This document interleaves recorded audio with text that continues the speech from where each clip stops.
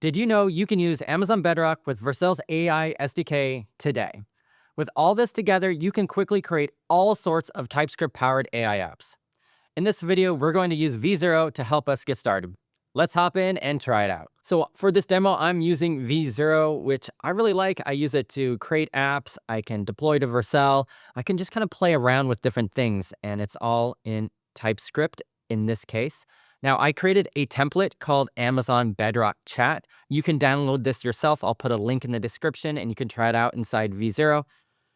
If you open it up, it looks like this. It's just a real basic chat. I just wanted to start off with something simple and people can customize and edit it. If we look at the code, it's using this route.ts file, and you can see at the top, it's using the AI SDK Amazon Bedrock provider. And if you've never used it, it's pretty helpful. It's pretty nice.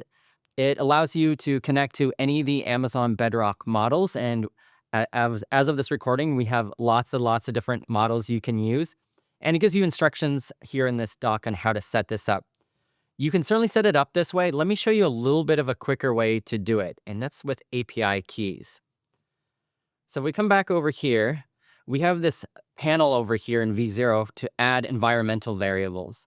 And this is where we're going to tell the app like how to connect to the AWS service. And if I just type something here, it's not going to work because we haven't connected anything up yet. So the easiest way to do this is to go into your AWS console and then go into Amazon Bedrock. And a nice feature that they added in the last few months is this API keys feature.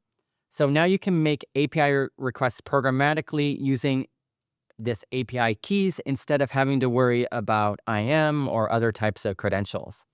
And you can do it for testing if you want to do short-term, or you can even have long-term API keys. Short-term, the console session expires in 12 hours by default. With long-term API keys, you could have them go on for a much longer time or just have them never expire if you like. In this case, let's try to have it just be a short-term API key for this demo. But certainly, if you like to try this long-term keys, you can do that as well. So to do it inside this console here, we just need to click this Generate Short-Term API Key. And it gives us this way to copy it, and also has this directions and how to use it in your environment. Now, I'm just going to copy this AWS Bear Token Bedrock, and I'm going to add this into my environmental variables. So I'm going to add it in here, and then the value, I'm going to copy it, add it in. Perfect. And then we need to add one more key. If we look at the directions or the docs, it says that typically also you need an AWS region. Now, since we're using that bearer token, we don't need to put in the access key or the secret key, but we definitely always need this region. So I'm going to put a region. I'm logged into US West 2. It might be US East 1 for you. You just have to decide which region you're using. So I'm going to add this in as US West 2. And I'm going to click Add Variable.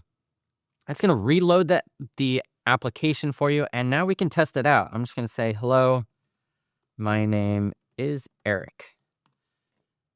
And now it's going to respond back. Say, hi, nice to meet you. Is there anything specific you'd like to ask me about? Now, if we look back at our code, it's using Nova Premier as our model.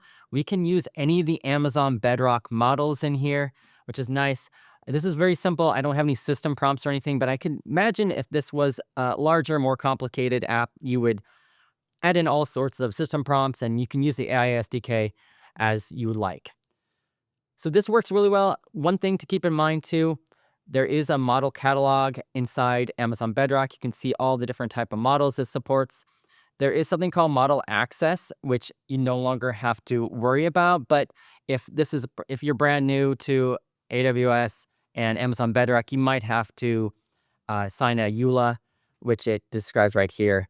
I want to thank you guys for taking a look at this video today. I hope you learned something. I want to hear about everyone creating new apps using AI SDK and Amazon Bedrock and V0. Leave a comment below with what you learned. And in the description, I'll put links to everything I've been working on here. Thanks.